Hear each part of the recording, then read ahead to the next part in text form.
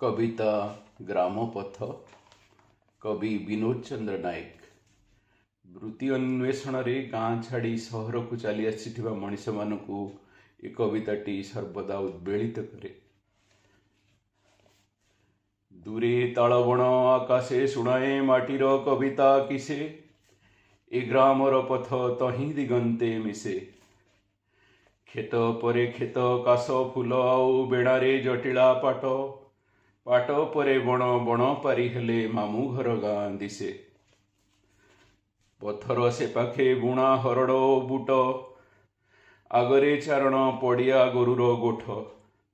शिमुली शाखारे बाहुने कपति उठ पुत उठ, उठ पुरिलाणी माण। एपाखे कईर पोखरी गाधुआ तुठ। भुआ शुणी माजे पादर पाहुड़ एथि, मुकुला बेणीरे पखाळे देण मेथी। नणंद ताहार अधिक चातुरी, गालरे हलदी माखे। हलिला पाणीरे मुहर छाईकी देखी। पोई शाग आउ पाणी कखारुर लता, माड़ी माड़ी आसी टपिलाणी घर मथा। सजनार साखु झरी पड़े केते फूल, बाड़ देहे पुणी अपराजितार छटा। सेई पथे फेरे ग्राम बधू सारी सकाळ स्नान एका। धूलिरे आंकी सजल चरण रेखा।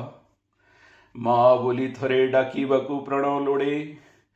पृथिवीर सम सहनशीला से असीम करुणावती, नयने सतेक जुगर वेदना लेखा। ए पथे ग्रामर तरुण विदेशे जाए। लेउट पथकु नूतना घरणी आकुले अनाई थाए। कि बारता तारे आणे किए जाने, अधार लोभिए काक। ए ग्राम देवती से कथा बुझे कि हाय।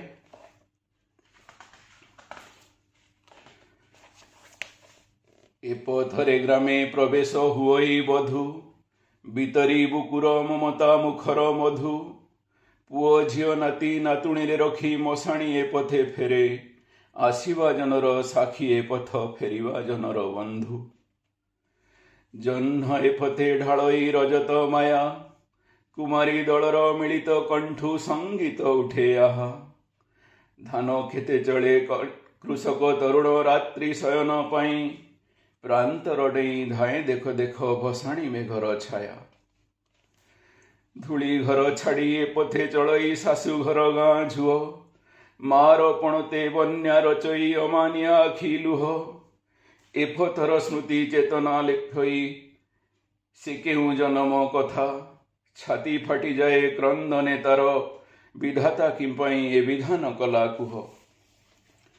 श्याम प्रांतरे उलंग शिशु सम, ए पथ घुमाए नील नभे जथा छाया पथ मनोरम। ग्राम झरणारे लंघी ए पथ सरग सीमा को धाए। सन्यासी से की भीतरी करुणा धन। वंदना तते करईरे ग्राम पथ, बालक बेलर हेमु प्रिय साथी अयुत दंडवत। तरुण दिनर केली कुंज तो तनु कर्पूर रेणु। तोर बेणु बन बिताने मु आजी क्लांत दिवस जापन रे उपगत। भिक्षासी प्राण पीड़े मते अहरह, पाथे अविहीन पथिक मु आजी यात्रा ए दुर्बह। खयो तुलारे शुभ्र करी तो तनु, राम नाम सत मंत्रे चलिबी। तोतीर श्मशाने केबे कह केबे कह।